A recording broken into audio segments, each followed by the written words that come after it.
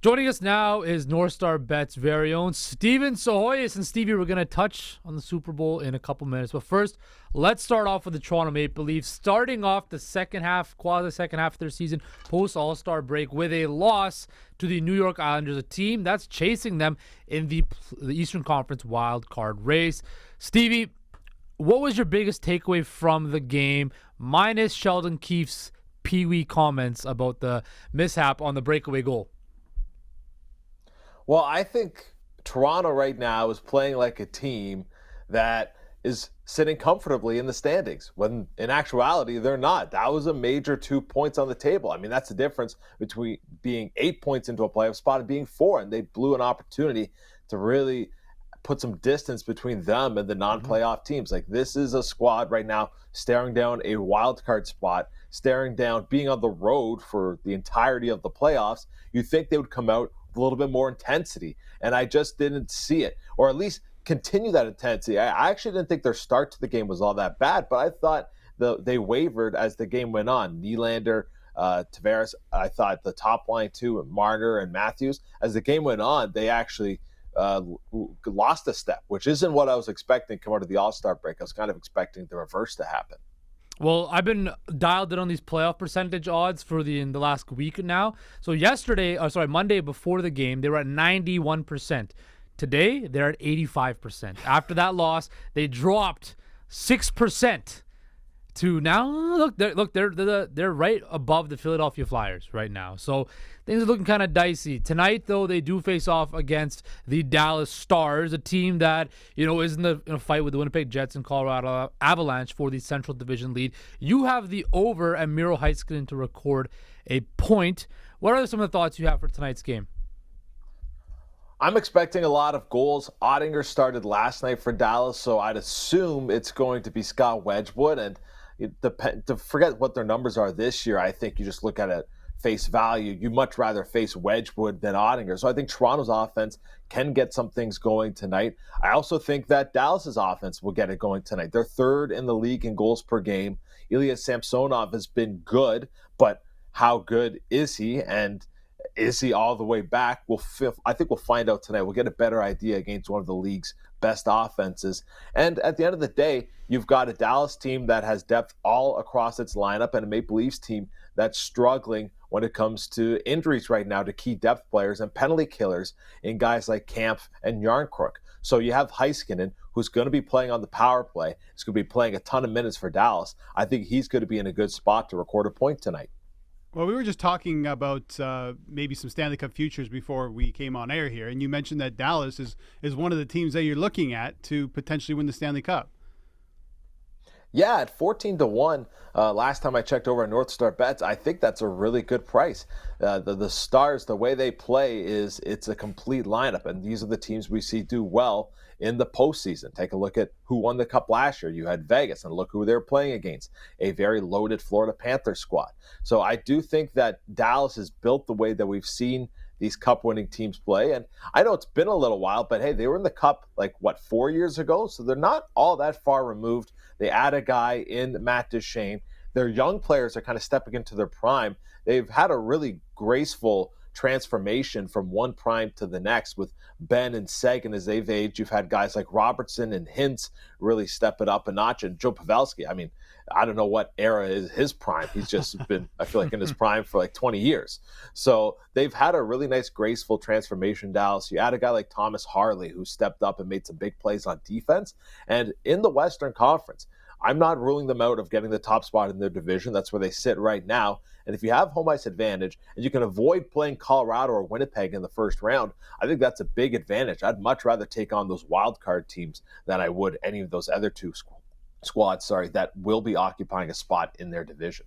And Stars on home ice, underrated barn in the playoffs. They have the whiteout. They're a great crowd, man. We were just talking about this Leafs crowd at Scotiabank recently, and it's more or less a church. And you look at a team like Dallas, who not only have a legitimate Stanley Cup chance at winning because of the quality of player throughout the lineup, but they also get the backing of their home fans, which I think is a bit of an added advantage, especially if you're going into the playoffs with home ice.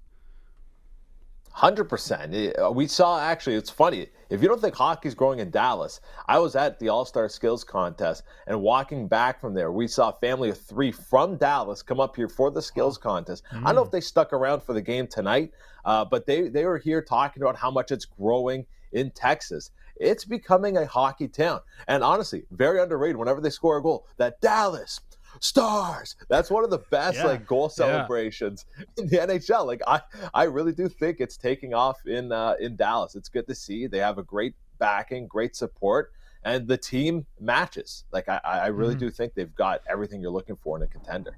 Stevie, Albert and I, have been discussing the future of Sheldon Keefe. I wanted your thoughts quickly on this before we go to football. Do you think Sheldon Keefe, in somehow, some way, gets fired before the season ends, or is it more likely or not that he loses his job after another first-round exit? I think it's more likely that he loses his job after an eventual first-round exit. This would be very late in the year. Like, think about it. Like, what difference is a coach making right now if he comes in and he's going to shake things up? Like, they've already been playing a certain way for, what is it? We're over 50% of the season. Like, by the time they figure out what this coach is talking about, they're going to be hitting the links. There's not enough runway here to bring in a coach and make any discernible difference. It might light a fire under some guys saying, like, oh, this is the third coach we've had with this core 4.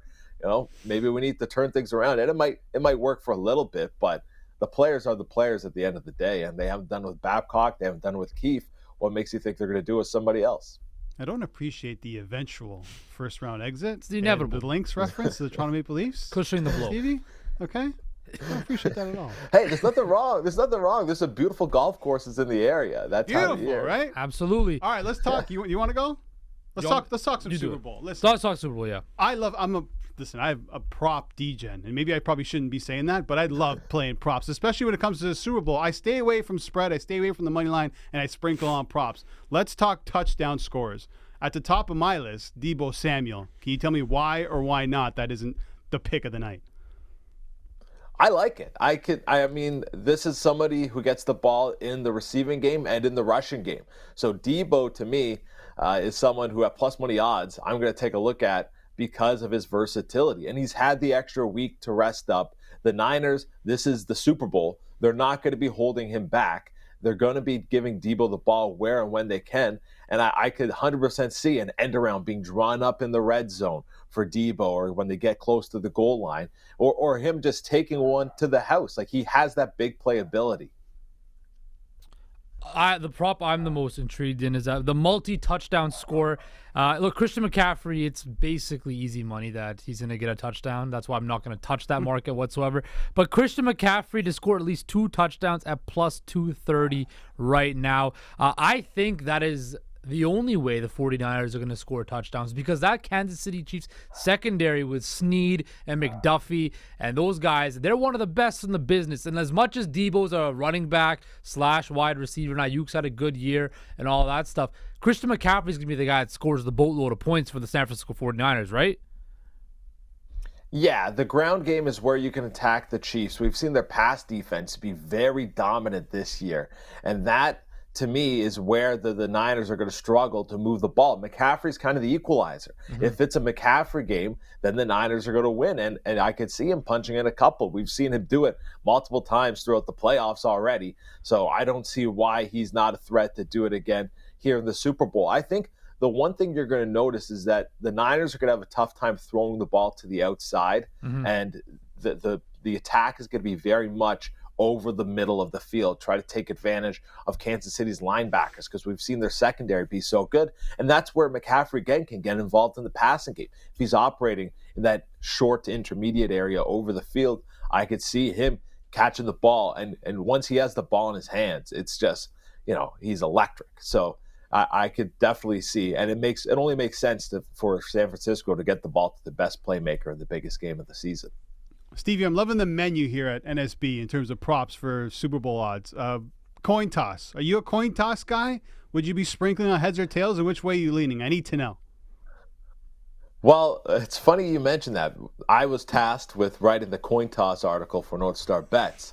If you want an edge, on an edge in the coin toss, Stevie. this is where it is. It's the fade the Niners. Bet the Chiefs to win the coin toss. Niners 7-12 this year at the toss. So if I'm not saying, but I'm just saying, there's an edge to be had. It's the fade the Niners on the toss. I like this one. There will be an octopus in the game. Do you know what an octopus is in football? Is that something with like a touchdown and 2-point conversion? It's when a 2-point conversion is scored by the same player who scored the touchdown. Ah, okay. Will that happen? I think at plus 1,200, I would not be surprised if Kelsey gets a touchdown and they give it to Kelsey again for a 2-point convert. I'm telling you, that's an interesting Stevie. market He's probably there. got stats on it. Yeah. Well, even your guy Debo is a threat there, Albert, too, because Debo has got the rushing abilities. He could take one in receiving and then rush one in. Jalen Hurts last year recorded an octopus in the Super Bowl. He had the rushing touchdown, and then he took it in himself. Obviously, the Eagles have the advantage with the tush-push, but I think a player like McCaffrey or Samuel could come in and get an octopus in this game.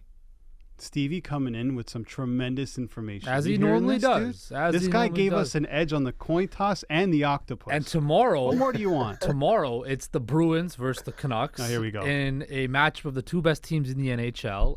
And that's going to be something that we could talk about on Friday because the Canucks are probably going to win that game. I'm calling it right here. The Canucks are going to win tomorrow night in Boston.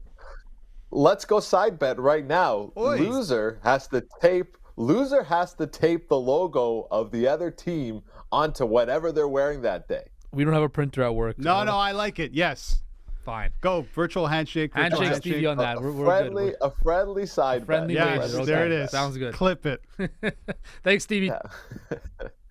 No worries, Justin. Thanks for having me, guys.